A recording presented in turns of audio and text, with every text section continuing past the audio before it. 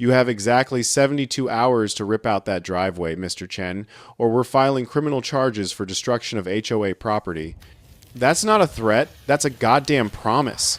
I was standing in my own front yard, garden hose, still running water, pooling around my work boots, staring at a woman in cream-colored Lululemon leggings and a crisp white blazer who'd just accused me of committing a felony by paving my own goddamn driveway.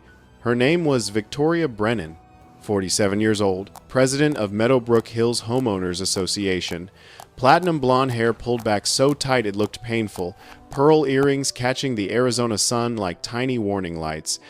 Clipboard thick as a phone book clutched in her perfectly manicured hands like she was about to serve me with divorce papers from God himself. Behind her stood two men in matching khaki vests with Meadowbrook security embroidered across the back in navy blue. Both had that overcompensating gym bro energy of guys who peaked in high school and found their calling harassing retirement-age men over mailbox colors and lawn height violations. Criminal charges? I said, my voice dangerously calm even though my pulse was hammering. For paving a driveway on property I've owned for 30 goddamn years? Lady, the only crime here is that outfit and whatever you're calling logic. Victoria's smile went from fake friendly to Arctic in half a heartbeat. Your property sits within the expanded Meadowbrook Hills jurisdiction as of the January 2024 rezoning. That makes this, she gestured at the smooth black asphalt I'd spent 2 weekends and $3,000 worth of materials laying down, an unauthorized structural modification requiring architectural review board. Approval and county permits, which you don't have. Either of them. I'm not in your HOA. You are now. I felt my jaw clench so hard I thought my teeth might crack. My hands balled into fists at my sides. The garden hose was still spraying water everywhere, soaking my boots, but I didn't move to turn it off. Get the hell off my land! One of her security goons, the bigger one with the shaved head and neck tattoo peeking out from his collar, stepped forward. Too close. Too aggressive. Voice dripping with barely contained violence. Sir, we're going to need to see your construction permits, your HOA architectural approval documents, and your county drainage authorization. I don't need a goddamn permit to pave my own driveway on my own land that I bought in 1994 before your little kingdom of Karens even existed. My voice echoed across the yard. Birds scattered from nearby trees. The security guy's hand went to his hip, not to a weapon, but to a radio. Like he was considering calling for backup to deal with a 63-year-old retired engineer who'd just raised his voice. Victoria held up one perfectly manicured hand, stopping her attack dog mid-snarl. Her smile never wavered. That's what made it terrifying, the absolute confidence that she'd already won this fight before it even started. Mr. Chen, I understand you're upset. Change is difficult. But the law is very clear. We'll be filing an emergency injunction with the county court tomorrow morning. You'll be ordered to cease use of the unauthorized driveway pending a compliance hearing. And if you refuse to comply with that order, you'll be held in contempt. That means jail time, Mr. Chen. At your age, in your health condition, she let that hang in the air like a threat. I don't think you want that. She pulled a business card from her clipboard and tried to hand it to me. I didn't take it. She set it on my porch railing. My office hours are Monday through Friday, 9 to 5. You have until end of business Thursday to contact us about voluntary compliance. After that, this becomes a legal matter. And trust me, you don't want that. Legal fees alone will bankrupt you long before we even get to court.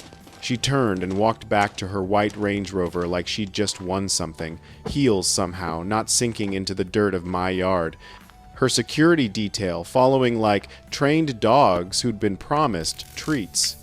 I stood there gripping that garden hose so hard my knuckles went white, water spraying everywhere, watching them drive away down the county road, and I felt something cold and furious settle in my chest. Not panic, not fear. Pure, calculating rage. They thought they could steal my property rights with paperwork and threats. They thought I'd fold like all the others probably had. They thought a retired engineer would be too old, too tired, too scared to fight back. They had no idea what they'd just started. They had no idea I'd spent 35 years building highways in the Arizona desert, dealing with corrupt contractors, incompetent bureaucrats, and politicians who thought engineering was just a suggestion. I'd outlasted them all. And I was about to outlast Victoria Brennan, too. 6 months ago, I was just a retired civil engineer trying to enjoy what was left of my life in peace after 3.5 decades of building roads nobody thanked me for. Thomas Chen, 63 years old, born in Sacramento, raised in Phoenix. Spent 35 years working for the Arizona Department of Transportation, designing highway infrastructure that would outlast my grandchildren. Knew more about asphalt composition, load-bearing capacity, drainage engineering, and soil compaction than most contractors would learn in 3 lifetimes. I'd bought my property back in 1994, 3 acres of raw desert scrubland in Maricopa County, about 20 miles north of Phoenix proper, right on the edge of where civilization ended and the real desert began. Back then, it was just empty land in the middle of nowhere. No developments, no subdivisions, no HOA nightmares. Just cactus, rocks, rattlesnakes, and blessed silence. The land cost me $35,000, which felt like a fortune on my salary back then. But it was mine. No mortgage, no strings. Just a deed with my name on it and the kind of pride that comes from owning something outright in a world where everything's financed and leased and controlled by someone else. Over the years, I'd built a modest house, nothing fancy, just 1,200 square feet of practical living space with thick walls to keep out the heat. Installed a well that still pumped clean water 30 years later. Set up solar panels back before it was trendy. Built a workshop where I could restore old furniture and tinker with engines. The driveway had been gravel since day one. 300 feet of loose rock winding from the county road up a slight incline to my garage. Every summer, cars driving over it kicked up dust clouds visible from a mile away. Every monsoon season, the rain carved channels so deep you needed 4-wheel drive to make it up to the house. I'd filled those ruts with fresh gravel at least 20 times over 30 years. I'd finally had enough. I wasn't about to pay some contractor $20,000 to do what I could do better myself with equipment I knew how to operate and specifications I'd written hundreds of times professionally. So I called in a favor from my old work buddy Miguel Santos, who'd retired from ADOT the same year I did. We rented a commercial-grade paving machine, bought 6 tons of hot mix asphalt, and spent 2 weekends in April 2024 laying down the most beautiful driveway you've ever seen. Professional grade work, 4-inch compacted base layer, proper crown for drainage, smooth finish that would last 20 years minimum. The kind of driveway that would make any highway engineer nod in approval and maybe feel a little jealous. Cost me about $3,000 total materials, equipment, rental, and a case of beer for Miguel. Best money I ever spent. My neighbors seemed to appreciate it. Mrs. Patterson from down the county road brought over a pitcher of lemonade on the second day and said it was about damn time someone fixed that godforsaken dusty mess. An older couple I didn't know well, Tom and Linda, something waved from their car and gave me a thumbs up, and then there was James Whitmore. Young guy, maybe early 40s, who'd rented the house about half a mile south just a few months earlier. Said he was some kind of environmental consultant working remotely while he finished a project. Quiet type. Kept to himself mostly. He stopped by on the second weekend we were paving, watching us work with what seemed like genuine interest. Asked smart questions about compaction ratios, temperature control during rolling, proper drainage slope calculations. Not the kind of questions a random guy asks unless he actually knows something about construction. You get a permit for this? He'd asked casually, sipping from a water bottle. Don't need one, I'd told him, using a rake to even out a section before we ran the roller over it. Private driveway on private property connecting to a public road. As long as the drainage doesn't dump onto neighboring land, which mine doesn't, no permit required. He'd nodded slowly, like he was filing that information away somewhere. Solid work, Looks professional. 35 years building highways for the state. I'd better know how to lay asphalt by now. He'd smiled, thanked me for my time, and wandered off like a man making mental notes for something I couldn't quite figure out. The trouble started 3 days after we finished the job. I was on my front porch on a Tuesday morning, sipping black coffee and watching the sunrise paint the desert in shades of orange and pink, when that white Range Rover came crunching up my driveway, the one I'd just built, like the driver owned the damn place. 2 people got out, both wearing those fake friendly smiles that immediately made my engineer's brain start calculating stress loads for how much bullshit they were about to pile on me. The woman was Victoria Brennan. I didn't know her name yet, but I could tell from 50 feet away she was someone who'd spent her entire life telling other people what to do and couldn't understand why anyone would object. The man with her was thinner, early 30s, carrying a clipboard and wearing a polo shirt with Meadowbrook Hills HOA embroidered on the chest. Name tag said Brad. Of course it did. Mr. Chen, Victoria called out as they walked toward my porch, not waiting for confirmation, not asking permission to be on my property, just assuming. That's me, I said, not standing up, not putting down my coffee, making them come to me. I'm Victoria Brennan, president of the Meadowbrook Hills Homeowners Association. This is Brad Stefano, our compliance coordinator. We noticed you recently completed a substantial construction project that may fall under our jurisdiction. I took a slow sip of coffee. What part of private property is confusing to you? Brad stepped forward, clipboard raised like a shield. Sir, according to county records, your parcel now falls within the Meadowbrook Hills Extended Infrastructure Zone as of the January 2024 rezoning. That means any modifications to roadways, driveways, or common access areas require HOA architectural review and approval. I set my coffee mug down on the porch railing, carefully, because if I held it any longer, I was going to throw it. Let me explain something to you both, real slow. Since you seem to be having trouble with basic concepts, I bought this land in 1994, 30 years ago. Long before your little HOA even existed. I have the deed. I have 30 years of tax records. I have survey maps. This land is not part of any HOA. Never was. Never will be. Victoria's smile didn't waver. Mr. Chen, I understand your confusion. Property law can be complex, but the rezoning that took effect in January expanded our jurisdiction to include adjacent parcels for infrastructure oversight and aesthetic consistency. You should have received notification from the county. I didn't receive shit.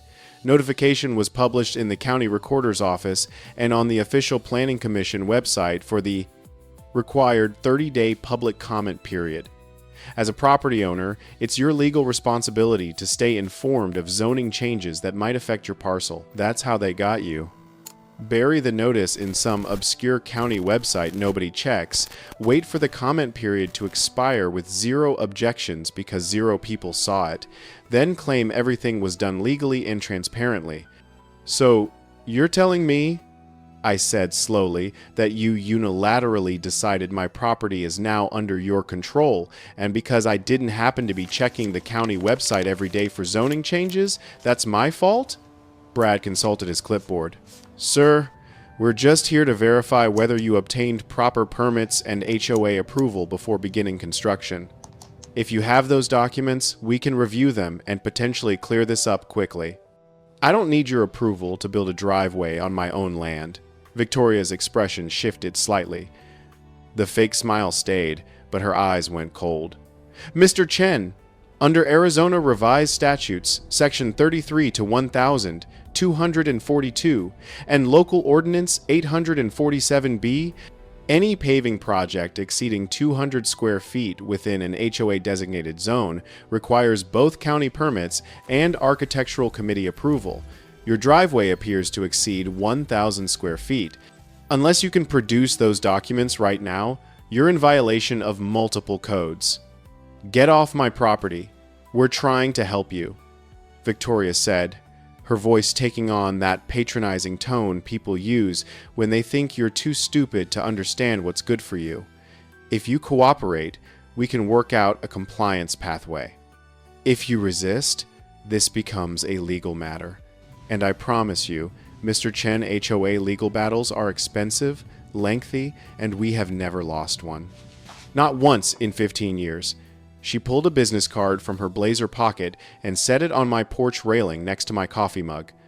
You have 72 hours to contact our office about voluntary compliance. After that, we file for an emergency injunction. Think carefully about your next move. They walked back to the Range Rover, got in, and drove away down my driveway like they'd just successfully delivered a ransom demand. I sat there for a long time after they left, staring at that business card, feeling my blood pressure rising with every breath. 30 years. I'd owned this land for 30 years. And these people thought they could just show up and take it from me with paperwork and threats. I went inside and did what any rational engineer would do. I started gathering every document I had related to my property. The original deed from 1994. Property surveys, tax records going back 3 decades, building permits for the house, well, drilling permits, septic system permits, photos of the property from every year showing the gravel driveway existed long before any HOA was even a concept. If they wanted a fight, I was going to give them one backed by 30 years of documentation, but as I organized the paperwork, something nagged at me. Victoria's confidence. The way she'd said, "We have never lost one," the specific legal statutes she'd cited without even checking notes. This wasn't her first time doing this. This was practiced, rehearsed, a system they'd perfected over multiple victims. That's when I found the envelope. It was tucked under my screen door later that afternoon. Plain white envelope, no return address, no postage. Just my name, handwritten on the front, Thomas Chen. Inside was a single sheet of paper with a typed message in plain black text. The rezoning isn't your real problem. Victoria Brennan and Meadowbrook Hills HOA have been stealing properties for 4 years. Check the county property transfer records. Look for patterns. Elderly sellers, quick resales, court-ordered reversals. They're running a fraud operation. You're just the latest target. Don't trust anyone from Meadowbrook. They have people in the county offices. SW. No signature except those initials. SW. I read that note 3 times, then walked around my property looking for whoever had left it. No cars on the road, no people visible anywhere. Whoever SW was, they dropped this off and disappeared like smoke. I sat on my porch that evening as the sun went down, turning that note over in my hands, trying to make sense of it. Who was SW? How did they know about my encounter with Victoria? And why would they risk leaving an anonymous tip like this? I thought about James Whitmore, the environmental consultant who'd watched us pave the driveway and asked all those specific questions. He'd seemed too interested in whether I had permits, whether I'd coordinated with anyone, how far the driveway extended, but his last name was Whitmore, not something, unless his wife, his partner, someone else with connections to him? The note mentioned property transfer records. That was public information. Easy enough to check. The question was, did I want to go down this rabbit hole, or should I just fight my own battle and let someone else worry about whatever larger scheme might be happening? I looked at my driveway, smooth, black, perfect, 2 weekends of work, 30 years of property ownership, my land, my rights. Fuck it. If there was a pattern of fraud, I wanted to know about it. Because if Victoria had done this to other people successfully, that meant she had a playbook. And the only way to beat a playbook was to know what it was before they ran it on you. The next morning, I drove to the Maricopa County Recorder's office. The recorder's office was in downtown Phoenix, a government building with that particular smell. All government buildings have old paper, floor wax, and bureaucratic despair. I'd been there dozens of times over my career, dealing with right-of-way acquisitions and easement disputes. The clerk was a tired-looking woman named Jennifer, who looked like she'd been working there since before computers were invented and wasn't particularly happy about their introduction. I need property transfer records for the Meadowbrook Hills area. I told her, last 5 years. She sighed like I'd just asked her to solve world hunger. That's a lot of records. You want all of them? Just sales involving individual buyers and the Meadowbrook Hills HOA or any entities connected to them. You know there's a fee for copies, right? 50 cents a page. I'll pay. 2 hours and $87.50 later, I walked out of that office with a stack of documents 4 inches thick, property transfers, sale records, title changes, court documents, the paper trail of real estate transactions in and around Meadowbrook Hills from 2019 to 2024. I spent the entire afternoon at my kitchen table going through every single page, highlighting names, tracking dates, making notes on a yellow legal pad. And that's when I saw it. The pattern SW had told me to look for: 9 properties, 9 separate transactions over 4 years, all following an almost identical sequence. Property 1 to 2019. March elderly woman Dorothy Hayes, age 78, sells 2-acre parcel to young couple for $185,000. Young couple spends $120,000 building house. December, Dorothy files lawsuit claiming she was mentally incompetent when she sold, didn't understand what she was signing. Judge sides with Dorothy, invalidates sale. Young couple loses house. All improvements. Down payment. Everything. 2 weeks later, Dorothy sells same property to Meadowbrook Properties LLC for $425,000. 1 month after that, Meadowbrook Properties LLC transfers property to new buyer for $520,000. Property 2 to 2020. Elderly man Robert Morrison, age 81, sells 3-acre parcel to single mother for $210,000. Single mother spends $95,000 on improvements. January 2021, Robert files lawsuit claiming undue influence, dementia, didn't remember signing. Court invalidates sale. Single mother loses everything. 3 weeks later, Robert sells to Meadowbrook Properties LLC for $398,000. Property flips to new buyer for $475,000. The pattern repeated 7 more times. Every single case. Elderly seller in their 70 seconds or 80 seconds. Sale to individual buyer who makes substantial improvements. 6 to 12 months later, seller files lawsuit claiming mental incompetency. Court sides with elderly seller every time. Property reverts, then immediately sells to Meadowbrook Properties LLC for double or triple the original price. LLC flips it to a new buyer within weeks. Total profits for Meadowbrook Properties LLC over 4 years, approximately $2.3 million. But here's what really made my blood run cold. In every single case, the elderly seller was represented by the same law firm, Brennan and Associates. As in Victoria Brennan, I pulled up the Arizona State Bar website and searched for the firm. Victoria Brennan was listed as founding partner, specializing in real estate law, HOA governance, and elder advocacy. Elder advocacy. That's rich. I kept digging. The court documents in each case included psychological evaluations supporting the claim of mental incompetency. Every evaluation was conducted by the same doctor, Dr. Patricia Whitmore. Whitmore. I felt my stomach drop. James Whitmore. The environmental consultant who'd watched me pave my driveway, whose questions had been too specific, too probing. Was he part of this? Was that whole encounter a setup? I made copies of everything and started organizing the evidence into a timeline. As I worked, my hands were shaking slightly, not from fear, but from fury. These people had been running a systematic fraud operation for 4 years, stealing improved properties from buyers, using fake mental incompetency claims, profiting millions. 9 families had lost everything. Their homes, their savings, years of work, and now they were coming for me. My phone rang. Unknown number. I almost didn't answer, then decided I needed to know what was happening. Mr. Chen, this is James Whitmore. We need to talk. About Victoria Brennan and what she's really doing. I gripped the phone so hard my knuckles went white. Your mother's name is all over these property fraud cases. You're part of this, aren't you? No, I'm the one trying to stop it. Meet me at the Desert Bean coffee shop on Cave Creek Road in 1 hour. Come alone. I'll explain everything." He hung up before I could respond. I sat there, staring at my phone, weighing my options.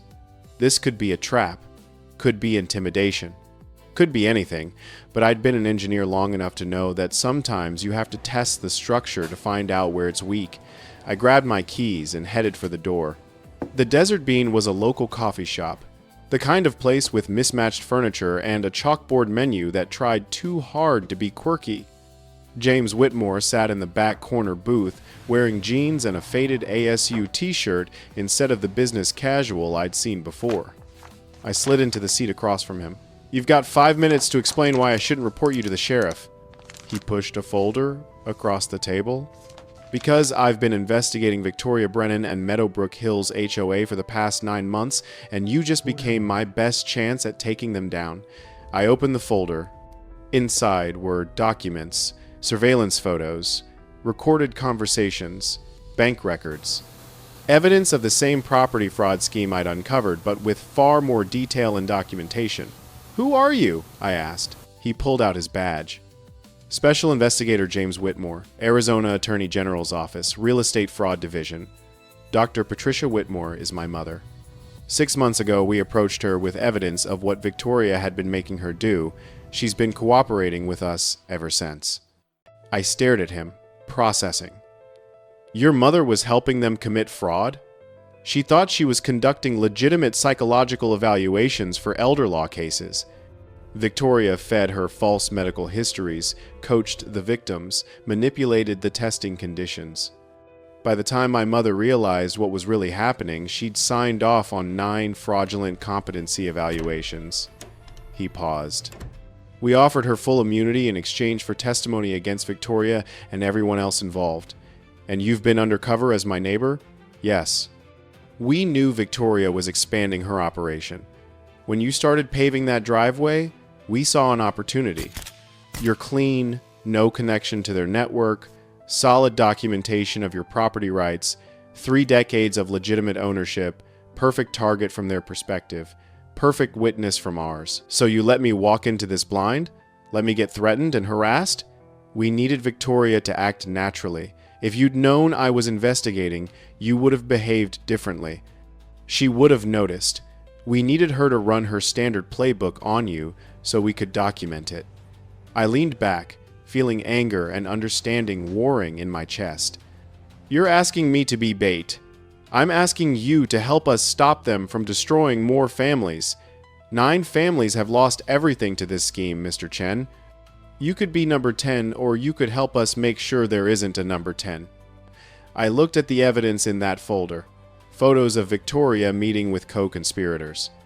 Bank records showing money flowing through shell companies.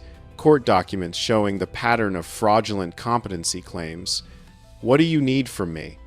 Fight them. Don't give in. Don't take any settlement offers. Document every interaction. Record every conversation. He slid a small device across the table, looked like a regular pen. This records HD video and audio. Clip it to your shirt pocket whenever you interact with anyone from Meadowbrook. Upload the files to this cloud account every night. He handed me a card with login credentials. When they escalate, and they will, we'll be ready. We've got surveillance on Victoria, her co-conspirators, their security contractors. We're building a RICO case. RICO? Like organized crime? Real estate fraud, extortion, conspiracy, money laundering. It all adds up. But we need evidence of the current operation in action. We need Victoria on tape discussing the scheme. We need documentation of their intimidation tactics. And most importantly, we need you to not break. I thought about those 9 families, about young couples who'd lost their homes, about that single mother who'd lost everything she'd built, about what it would mean if I gave up and let Victoria win. All right, I said. I'm in, but if this goes sideways, it won't. We've got your back. You won't see us, but we're there.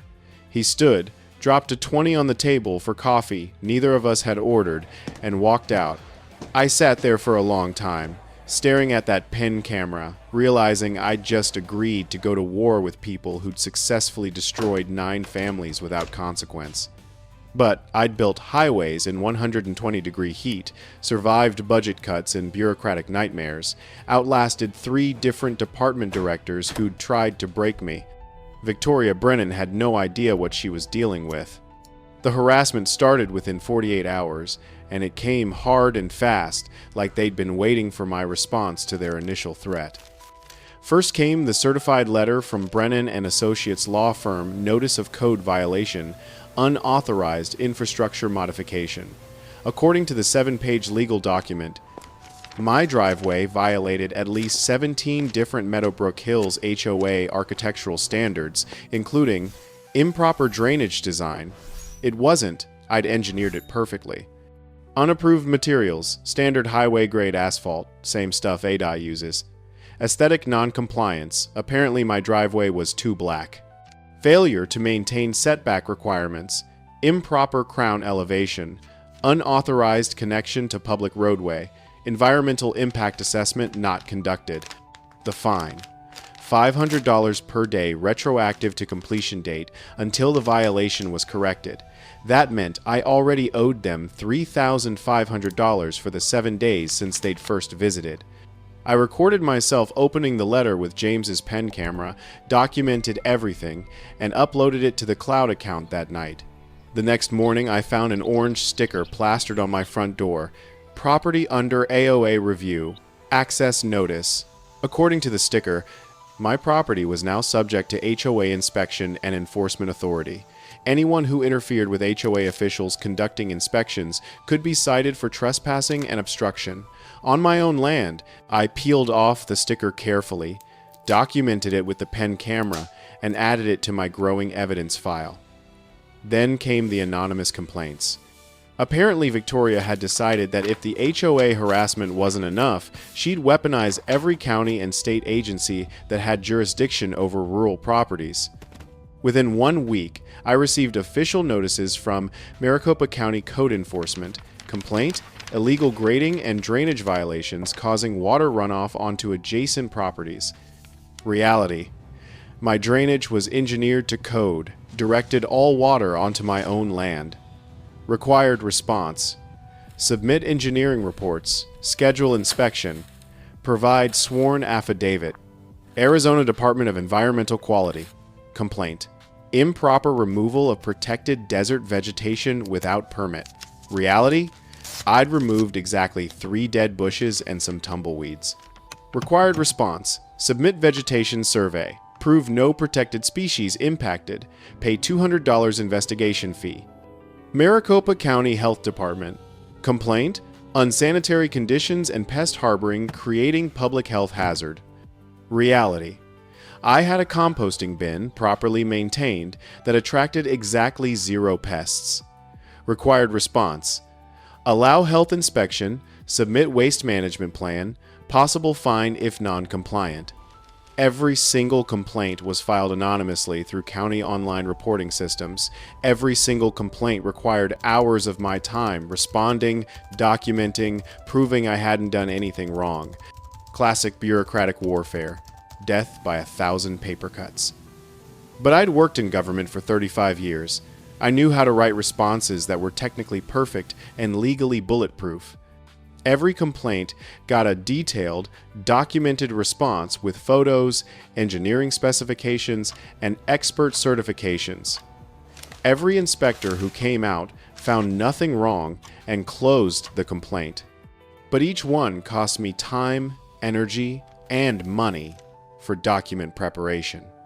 I recorded every interaction with the pen camera, every conversation with inspectors, every phone call with county officials, every piece of paper that arrived in my mailbox. James had told me to document everything, so I documented everything. 2 weeks after that first threat from Victoria, she came back. This time, she brought reinforcements. A lawyer who looked like he'd stepped out of a legal thriller, carrying a briefcase that probably cost more than my truck. I was on my porch reading the newspaper, actual paper newspaper, because I'm 63 and refuse to stare at screens all day when the white Range Rover pulled up, followed by a silver Mercedes sedan. Victoria got out first, wearing a different designer outfit but the same pearl earrings and that same clipboard. The lawyer followed, 50-ish, silver hair, expensive suit, carrying that briefcase like it contained the nuclear codes. "Mr. Chen," Victoria said, her smile tight and practiced, "thank you for your time. This is Martin Pierce, our lead counsel. We'd like to discuss a settlement offer." I didn't stand up. Didn't invite them onto my porch. Just sat there with my newspaper, pen camera in my shirt pocket, recording everything. Not interested. Martin Pierce stepped forward, all smooth confidence and practiced charm. "Mr. Chen, I think you'll want to hear this. Meadowbrook Hills HOA is prepared to offer you $75,000 in exchange for voluntary removal of the unauthorized driveway, a signed agreement releasing the HOA from any liability, and your commitment to seek proper approval for any future modifications to your property." I folded my newspaper slowly. "You're offering me money to rip out my own driveway that I built on my own land with my own money?" "We're offering you a generous settlement to avoid costly litigation," Martin said smoothly. "The alternative is we proceed with enforcement. The fines alone will exceed $200,000 within a year. We'll place a lien on your property. You'll be forced to sell, probably at a loss given the title complications. Bankruptcy isn't uncommon in these situations. This way, you walk away with cash in hand and no legal problems. And you get my property." Victoria's expression didn't change. "We want compliance, not your property, Mr. Chen. But if you refuse this very reasonable offer, you'll lose everything." We have successfully resolved 43 similar cases over the past 4 years. We have never lost. Not once. There it was. The threat wrapped in fake concern. The certainty that they'd already won because they always won. I smiled without humor. "Ma'am, I've been building highways for the state of Arizona for 35 years. You think I'm scared of paperwork and legal threats? I've dealt with contractors who tried to short concrete, politicians who wanted to reroute interstates through campaign donors' properties, bureaucrats who thought physics was optional, and I outlasted every single one of them." Martin's tone hardened.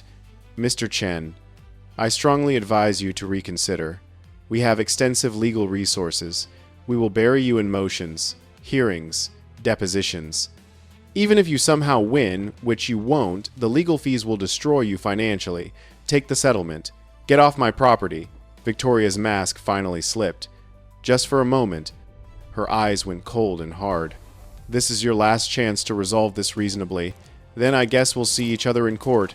Make sure you bring your best performance." Judges love a good fraud case. I saw Victoria's jaw tighten, saw Martin's hand clench on his briefcase handle, saw both of them realize I wasn't bluffing and wasn't backing down. They left without another word, but the look Victoria gave me as she walked back to her Range Rover was pure venom. That night, I uploaded the recording to James's cloud account. He called within 30 minutes. That was perfect. We've got them on attempted extortion, threat of financial ruin to coerce a settlement, admission they've done this 43 times. Keep pushing. They're going to escalate, aren't they? Yes. Be careful. We've got surveillance on you, but if they move fast. I know. I hung up and sat on my porch in the dark, listening to the desert night sounds, coyotes howling in the distance, wind moving through the creosote bushes, the hum of my solar inverter. For the first time since this started, I felt the weight of what I was really doing. I wasn't just fighting for my driveway. I was gambling that the Attorney General's investigation would protect me when Victoria decided to stop playing legal games and start playing rough. I hoped James was right about having my back, because something told me things were about to get a lot worse before they got better. The real escalation came on a Tuesday afternoon, the kind of bright Arizona day where the sun feels like it's personally attacking you and the heat makes everything shimmer like a mirage. I'd just walked out to check my mail routine trip, maybe 50 feet from my front door to the mailbox at the end of my driveway. My old dog Copper trotted beside me, more interested in lizards than mail delivery. That's when I noticed the black SUV. It had been parked across the county road for the past hour, windows tinted, dark, engine idling, just sitting there. I'd seen it from my porch and had been keeping an eye on it because after 2 months of harassment, I'd learned to notice when things didn't feel right. As I reached for the mailbox, I heard footsteps behind me. Fast, heavy, running. I started to turn. Something slammed into my back, hard. The impact knocked the wind out of my lungs and sent me stumbling forward. My knees hit gravel. Pain shot through my shoulder as I went down, then weight on my back. Someone's knee pressing into my spine. Hands grabbing my arms and wrenching them behind me. "You think you're smart?" a voice growled in my ear. Male, young. Smelled like cheap cologne and adrenaline. "You think filing complaints and playing lawyer is going to save you?" I couldn't breathe. Couldn't move. My face was pressed into the dirt of my own driveway. Glasses knocked sideways, tasting blood from where I'd bit my tongue. A second voice, different person. "Mr. Chen, you're fucking with the wrong people. We offered you a way out. You didn't take it. Now you deal with consequences." These weren't HOA volunteers anymore. This was violence. Intentional, calculated intimidation. I tried to speak, but couldn't get enough air. My ribs were screaming. I'm 63 years old, not a young man, not built for this kind of treatment. These guys could kill me if they wanted to. Or hurt me badly enough that it wouldn't matter. "You have 1 week, the first voice said, pressing harder on my back. "Remove the driveway, sign the settlement. Or next time, we won't be this friendly." I managed to spit out blood and dirt. "Your mama know you're out here jumping senior citizens over driveways?" That earned me a solid punch to the ribs. Not hard enough to crack anything, but hard enough to send every nerve in my body screaming. Hard enough to make me see stars. Hard enough to send a very clear message: we can do whatever we want to you. Copper was barking frantically, but she's an old dog with bad hips and arthritis. Not much threat to 2 young guys in tactical gear. Then I heard a door slam. Loud. Close. "What the hell's going on over there?" Bill Morrison's voice, sharp and commanding, coming from across the street. Bill was my neighbor to the north, 70 years old, retired Marine, still built like he could bench press a Buick, looked like he might have been a drill sergeant in a past life. The kind of guy who kept his property immaculate and didn't tolerate bullshit from anyone. The weight on my back shifted. The grip on my arms loosened slightly. I heard rapid footsteps Bill running. He'd seen what was happening and was coming fast. "Get your hands off him right now, or I swear to God." The guy on my back suddenly scrambled up. I heard voices, movement, the sound of car doors. Then Bill was there, helping me up with surprisingly gentle hands for a man who looked like he ate nails for breakfast. "You okay?" "Jesus Christ, Tom, are you hurt?" I couldn't answer immediately, just focused on breathing. My ribs felt like someone had kicked them repeatedly. My shoulder was on fire. Blood dripped from my mouth onto my shirt. "I'm calling 911, Bill said, already pulling out his phone. "Wait," I managed to croak out. "Recording. Pen." I fumbled with my shirt pocket, pulled out James's pen camera. The tiny light was still blinking green. It had recorded everything. Bill looked at the pen, then at me, then his eyes went hard. "Those guys from the HOA?" I nodded. "Motherfuckers!" Bill made the call while keeping one arm under my shoulder, supporting my weight. "This is Bill Morrison, 2847 Desert Vista Road. I just witnessed an assault on my neighbor's property. 2 suspects fled in a black SUV, Arizona plates. Victim is elderly, injured. We need an ambulance and sheriff's deputies immediately." The sheriff's department arrived within 15 minutes, 2 deputies, followed by an ambulance. I refused the ambulance initially, but Bill insisted, and one of the deputies, a young woman who looked fresh out of the academy, backed him up. "Mr. Chen, you're bleeding, and you took a pretty significant impact. You need to be checked out."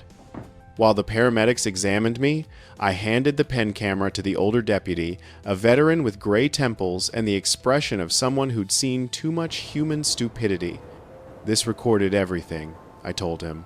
The whole attack, their threats, everything. He watched the video in his patrol car. I could see his expression darkening through the windshield. When he came back, his jaw was tight. Mr. Chen, this is felony assault, criminal intimidation, and terroristic threatening. If we can identify these individuals, the SUV is registered to Meadowbrook Security Services, the younger deputy said, checking her computer. That's a private security contractor. Owned by Meadowbrook Hills HOA, I added. This is about my driveway. They've been harassing me for 2 months.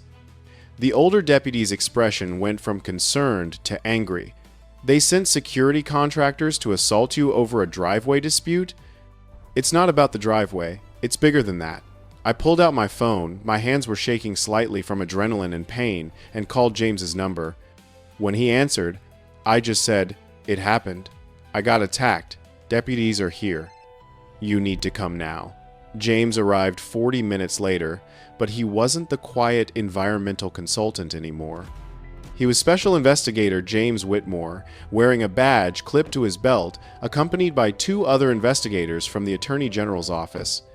The deputies' attitudes shifted immediately when they saw the badges and realized this was part of a larger investigation. James pulled me aside while his colleagues talked to the deputies. "Are you okay?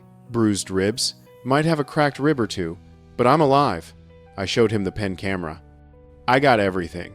He took the camera, plugged it into his laptop right there on my driveway, and watched the footage. When he looked up, his expression was grim. This is what we needed. Assault captured on video. Direct threats. Connection to Meadowbrook Security. This gives us probable cause for warrants. What happens now? Now, we move fast. Those 2 assailants will be arrested within hours. We've got facial recognition from the video, and they're likely registered employees of the security company. We'll use them to pressure the company owner, who we know has financial ties to Victoria Brennan. This is the thread that unravels everything. The paramedics insisted on taking me to the hospital for x-rays. Turned out I had 2 cracked ribs and severe bruising. They gave me pain medication, told me to rest, and sent me home with instructions to avoid strenuous activity for at least 3 weeks. Bill stayed with me that first night, sleeping on my couch with what I'm pretty sure was a loaded pistol within reach. He didn't say much, just made sure I was comfortable and kept watch like the Marine he'd always been. "You're not doing this alone anymore," he said when I tried to tell him I'd be fine. "Those assholes crossed a line. Whatever fight you're in, I'm in it too." That night, lying in bed with my ribs on fire and pain medication making everything fuzzy, I got a text from an unknown number. "You almost quit before they attacked you. Don't quit now. This is when it matters most." S.W.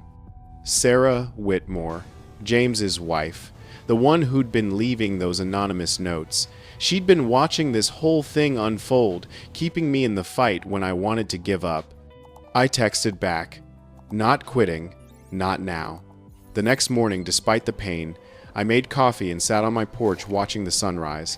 My body hurt like hell, but my resolve had never been clearer. Victoria Brennan had just made her biggest mistake. She'd gone from legal harassment to physical violence, and in doing so, she'd given James everything he needed to bring down her entire operation. The war wasn't over, but the endgame had begun. The arrests started 72 hours after the assault, and they came like dominoes falling. First, the 2 security contractors who'd attacked me. FBI and Attorney General investigators raided their homes at 6 a.m. on Friday. Both guys were taken into custody without incident, charged with felony assault, criminal intimidation, and conspiracy. I watched it on the local news footage of guys in tactical gear being led out in handcuffs, same guys who'd had their hands on me 3 days earlier. The news called it a developing story related to an ongoing investigation into HOA practices. Then came the bigger fish. By Friday afternoon, warrants had been executed at Meadowbrook Security Services headquarters, Meadowbrook Properties LLC offices, Brennan and Associates law firm.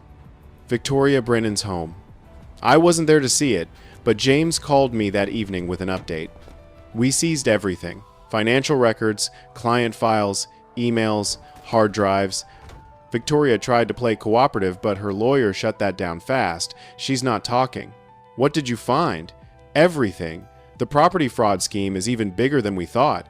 At least 14 properties stolen, not just 9. Total profits close to $4 million.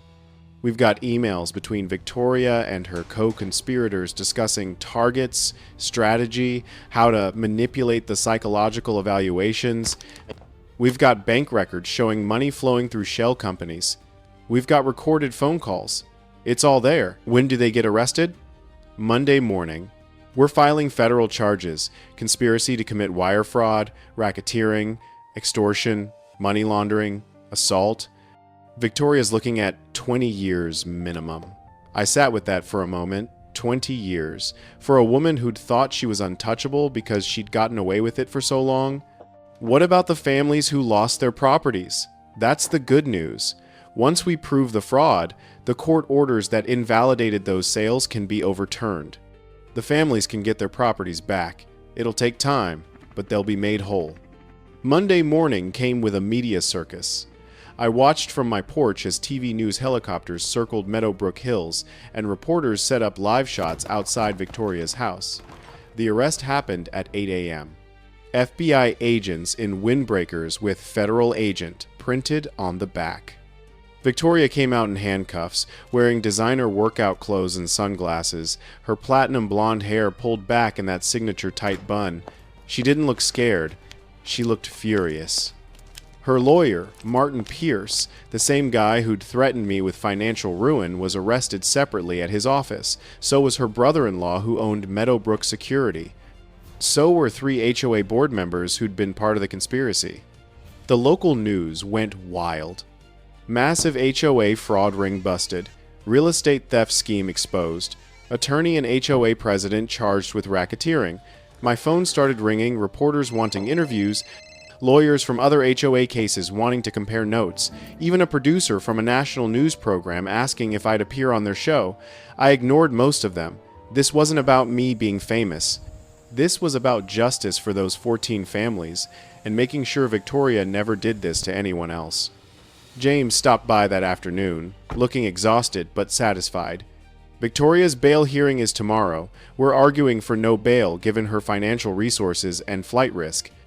Her assets have been frozen pending asset forfeiture proceedings. Will she flip? Testify against the others? Not yet.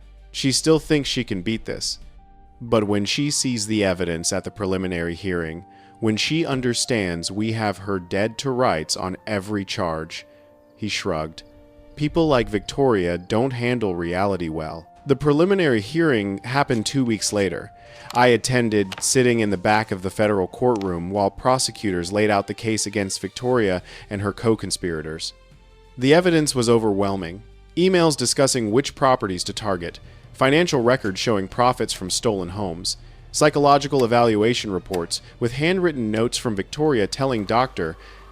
Whitmore what diagnosis to reach. Recorded phone calls between Victoria and the security contractors discussing removing obstacles, meaning me, and probably others.